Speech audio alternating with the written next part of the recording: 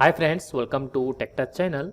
Today I am going to show you in this video how to fix the instruction at 0x00000 referenced memory in Windows PC. So before I start the video, please subscribe my channel for more latest video. Guys, if you also facing this error, then I will show you how to fix this problem. First of all, you have to go system configuration.